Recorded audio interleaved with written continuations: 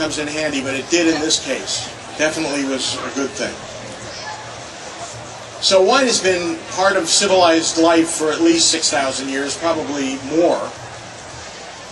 And in many religions of the world, it is a ceremonial potable.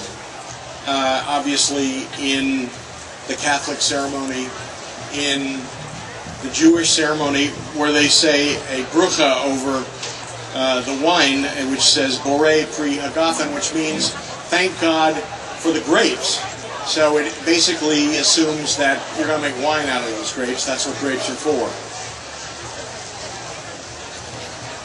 So it's been going on in Europe for hundreds of years, and in the United States since the mid-1850s, when the vinifera variety, which is the variety that you know, the European variety, whoops.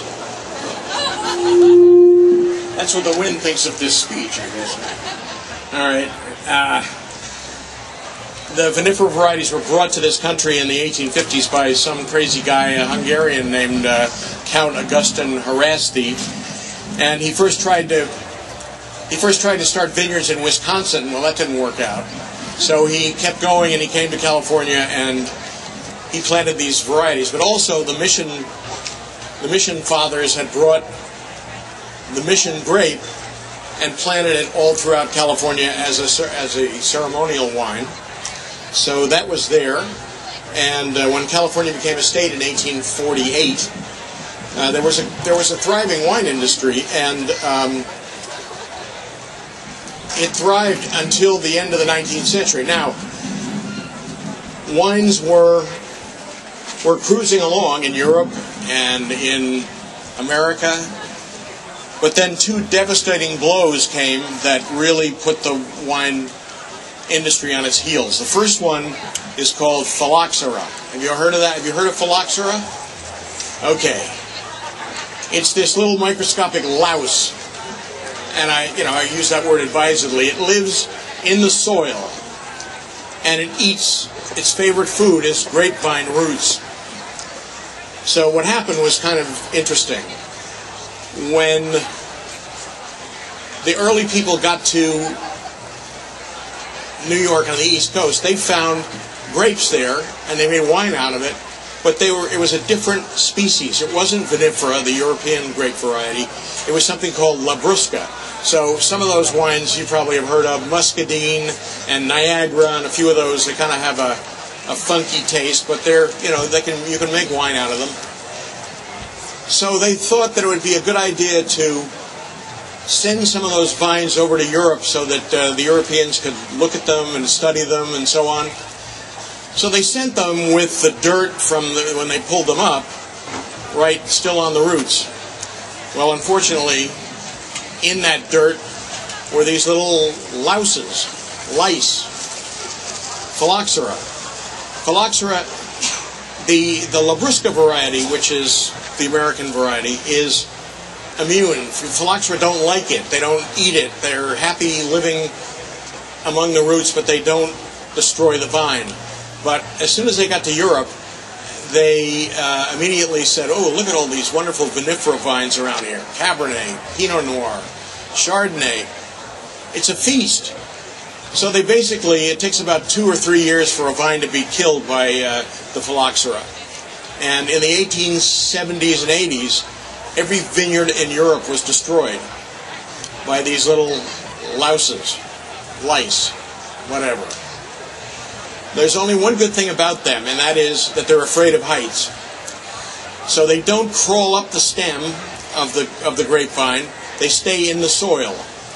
So somebody got the bright idea. Well, why don't we, if they don't like the American roots, why don't we plant American roots everywhere and graft the European varieties on top of that? Because the lice don't go up the stem, they just stay in the dirt. And it worked. Virtually every vineyard in Europe is now planted on American rootstock. And you'll hear that all over the place. I think there are very few places that are not planted on American rootstock. I think maybe Argentina is one of them. and a few places that are too sandy for the phylloxera to exist. It was a problem in the United States as well, and they replanted and planted the St. George rootstock, which is an American variety, and they put the vines, they grafted the vines on top of that. So the vineyards were saved, the wine industry went back to work, and then came the second blow, particularly here in the U.S. It was this harebrained lunacy called Prohibition. There's a wonderful book out, which you should take a look at, called Last Call. And it's a detailed explanation of what happened from around the 1890s until Prohibition was enacted in 1919, and then when it was finally repealed in 1933. But in that period of 13 years, when alcohol was forbidden, there was probably more alcohol available in the United States than there ever was before. But, of course, the guys who were selling it realized that they were going to make a whole lot more profit selling hooch, selling whiskey, than they would selling wine, because wine takes up a lot of space.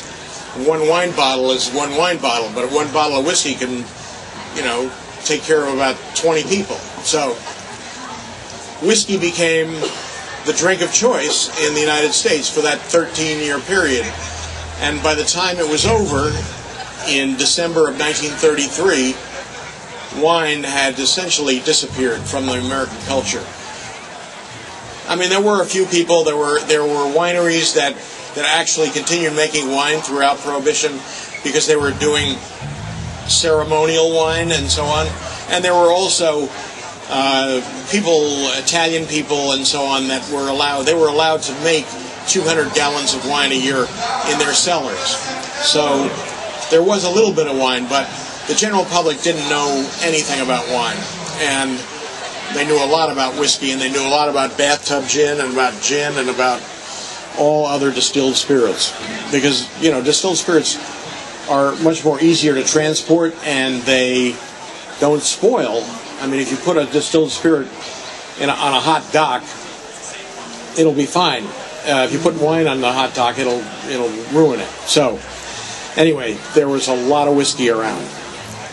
So from 1933 it ended, and wine didn't just spring back into action. There was actually a 33-year period when there still wasn't very much wine. I mean, most of the wine that was made was sweet wine, and like sherries and something called Sauterne without the S on the end. Just not very good stuff, and nobody really paid much attention to wine. And the whole thing turned around in 1966. And it was because of a fist fight in the parking lot of the Charles Krug Winery.